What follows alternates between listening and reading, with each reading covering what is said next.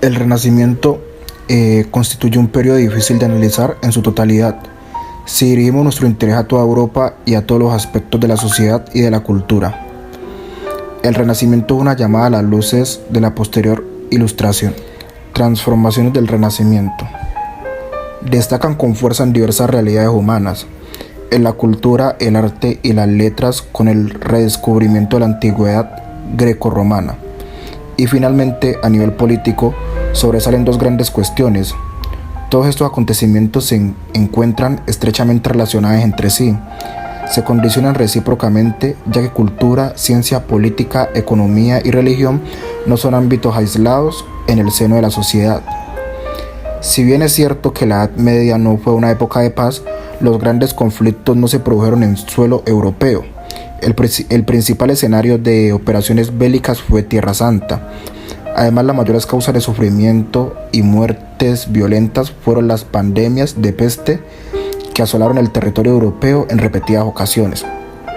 Si el mundo se moderniza, las mentes de que las dirigen tendrían que hacerlo también. Estos hombres tratan de dar vida a un cuerpo de conocimientos teóricos, pero también prácticos, de cómo se debe gobernar en estos nuevos tiempos, de modernizar las instituciones legislativas y del poder, tanto a nivel intraestatal como en el nivel europeo. Será el papel de los reformados sociales, mejorar las condiciones de vida de las poblaciones y ciudadanías. El humanismo renacentista. Ahora bien, en esta teoría podemos decir que el hombre redescubre toda una amplia panoplia de disposiciones que creía olvidadas. También que al hombre le es posible la más alta excelencia en esta vida terrena. No tiene que esperar a la eternidad, tal como exigía el cristianismo medieval. Y estos dos anhelos pueden hacerse realidad con una educación adecuada, que dote al hombre de recursos suficientes para lograr esta excelencia. Ahora bien, uno de los aspectos más importantes dentro del Renacimiento fue la política. El sum politicum clásico, que había sido el centro de la vida política durante siglos, desapareció al tiempo que el cristianismo se expandía por Occidente hasta lograr una posición hegemónica. Y es que no solo el ciudadano desapareció, también lo hizo la propia vida política. El juicio activo fue sustituido por la creencia y la vida en la ciudad por la existencia de la comunidad de Dios, de la virtud del buen ciudadano a la sumisión completa a la voluntad de Dios. La cristianidad miraba a la autoridad de Dios para resolver sus disputas y los conflictos, cuyo principal punto de referencia política era la doctrina religiosa. Cierto es, para ser veraces con la situación, que los podesta eran elegidos entre las clases nobles y que por tanto la inestabilidad civil y la violencia eran frecuentes, provocadas por los grupos que se consideraban excluidos. El nacimiento de la nación. La cuestión del nacimiento de las naciones es dificultosa para el análisis histórico y político, y no es posible atribuir a un momento determinado el surgimiento de la conciencia nacional, porque encontramos comportamientos dispares que reafirman o contradicen esta tesis. El poder se irá transformando poco a poco en autoridad. También los trastornos internos de la Iglesia, sus luchas intestinas, que van erosionando poco a poco su poder. Una de las personas más importantes para el Renacimiento fue Nicolás Maquiavelo. La completa originalidad de Maquiavelo reside en que la base de la política ha de estar en el estudio y el conocimiento de las distintas formas de gobierno conocidas. Maquiavelo no se pregunta por el valor moral de los actos políticos, no se cuestiona si está en conformidad o no con el mandato divino o las escrituras. Los principios esenciales del gobierno serán la potencia y la autonomía de la política. Si el legislador pretende fundar el poder de modo absoluto e incontestable, esto es, la potencia política, ha de pretender el dominio completo. Junto a estas elaboraciones teóricas destacan en Maquiavelo los desarrollos técnicos y estratégicos de la actividad política, como contar con un ejercicio nacional propio o la educación de la virtud de legislador y gobernantes.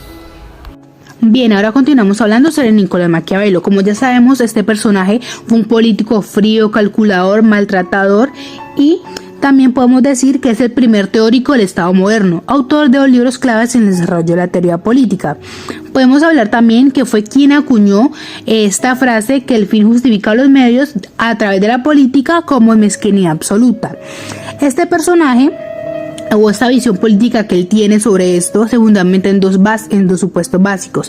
El primero de ellos es la imperfección del espíritu humano y el segundo es que el reino de la fortuna es violento, así se hace sin pedir ley o razón. La unión que hay entre estos dos supuestos nos da a entender que da lugar a la aparición de una conclusión básica, es decir, a tenerse la realidad de las cosas. Mientras que el ser humano es malvado, la fortuna siempre va a ser caprichosa y cruel.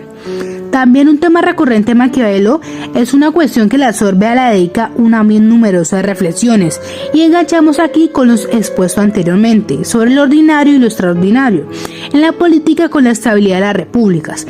Es que las circunstancias cambian constantemente en la realidad humana y por ende cambian la política, es decir, por el cambio de pensamientos. También podemos decir que Maquiavelo, cuando hablaba de la fortuna, se refería a todo aquello que es inesperado o imprevisible y por tanto incontrolable en la realidad de la vida. Ahora podemos decir que es posible una alianza entre la fortuna o que la fortuna nos sonría. Maquiavelo nos dice que esto se puede hacer a través de la virtud.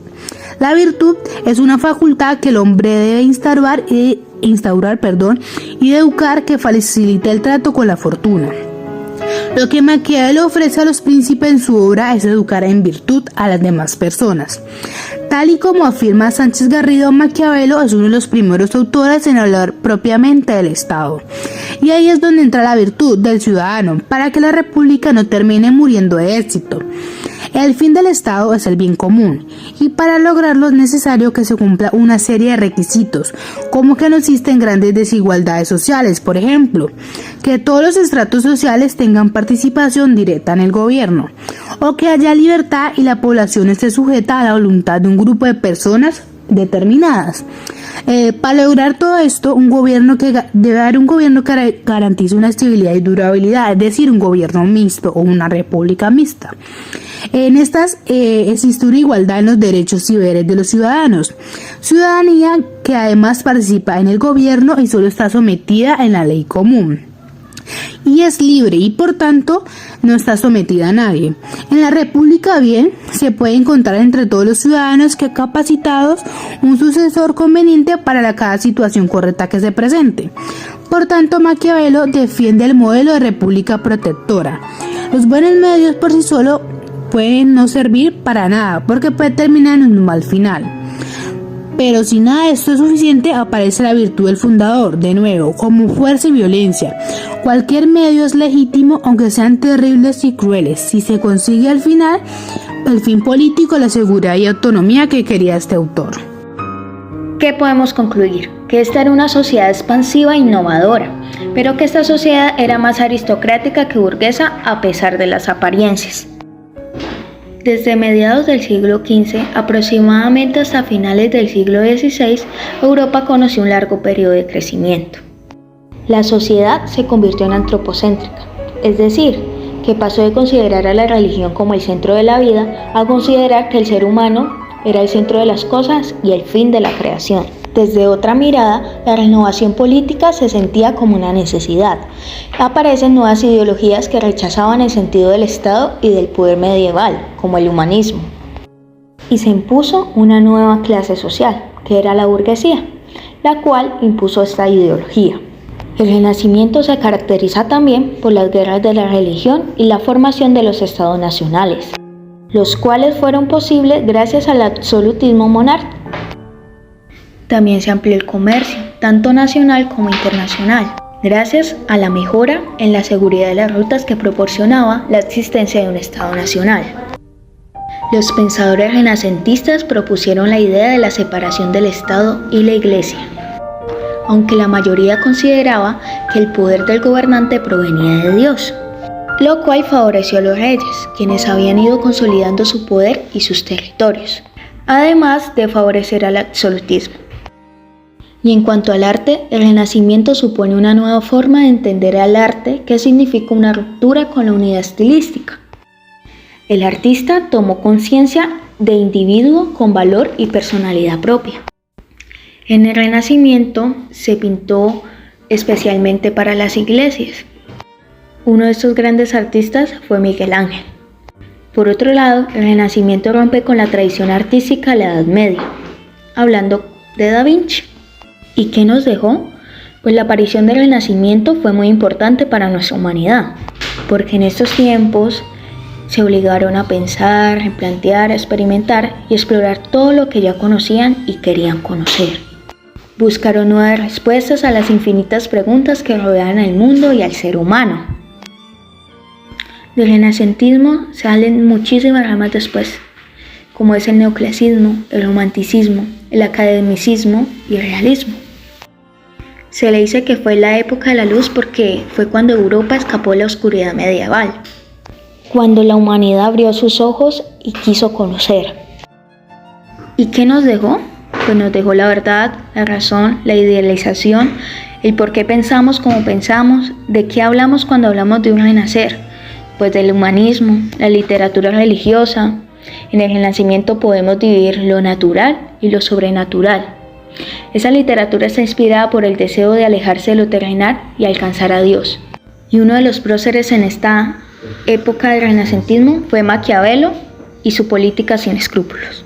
El término maquiavélico está cargado de connotaciones negativas, pero lo cierto es que el hombre al que se refiere supo entender con gran lucidez y debido a sus propias malas experiencias los mecanismos del poder. Niccolò Machiavelli, a menudo acusado de cínico, fue un gran observador de la naturaleza humana y honesto al escribir, no sobre cómo debería ser el ejercicio del poder, sino sobre cómo era en realidad. En 1513 empezó su obra más famosa, El Príncipe, cuyo título realmente es sobre los principados, en el cual vertió toda la experiencia adquirida en sus años de política. Este libro fue incluido en el índice de los libros prohibidos por la Iglesia a causa del desdén que muestra por la ética del poder. Y no fue hasta la Ilustración que recibió una cierta atención, aunque mayoritariamente negativo. La famosa frase, el fin justifica los medios, en realidad no es de Maquiavelo, y proviene de una anotación que hizo Napoleón en su ejemplar del Príncipe. El Príncipe parte de un supuesto simple. Toda la comunidad tiene dos polos, el pueblo y los gobernantes, que están en constante conflicto. Por su formación humanística, Maquiavelo se fija en la antigüedad y distingue entre tres formas de gobierno. La ideal, que es la república, las aceptables por eficaces que son la monarquía o aristocracia ilustrada, y las inaceptables que son la tiranía y la oligarquía. Esta distinción no se basa en principios morales, sino en el modo en el que a su juicio se resuelve mejor el conflicto entre el pueblo y los gobernantes. Por lo tanto, se evita el colapso interno del Estado. Sin embargo, esto no significa que la crueldad sea deseable, sino que debe usarse en la justa medida. Todos los príncipes deben desearse ser tenidos por clementes y no por crueles, y sin embargo deben cuidarse de emplear mal esa clemencia. Hay que ser cauto en el creer y en el obrar y proceder con moderación, prudencia y humanidad, de modo que la excesiva confianza no lo haga uno incauto y la excesiva desconfianza no lo haga insoportable. E insiste que el gobernante que obtiene el poder por medios crueles, tan pronto como lo tiene asegurado, debe cambiar de actitud para ganarse rápidamente el favor de sus gobernados, pero sin dejar nunca de ser el temido por sus posibles enemigos. El amor es un vínculo de gratitud que los hombres mezquinos por naturaleza rompen siempre que pueden beneficiarse, pero el temor es el miedo al castigo que no se pierde nunca. Después de siglos de ostracismo, la Ilustración trajo una revalorización de la figura de Maquiavelo. Muchos lo verían bajo una luz negativa, pero algunos comprendieron que si sus planteamientos podían parecer cínicos, eran cuanto menos sinceros y coherentes con el mundo en el que a él le había tocado vivir.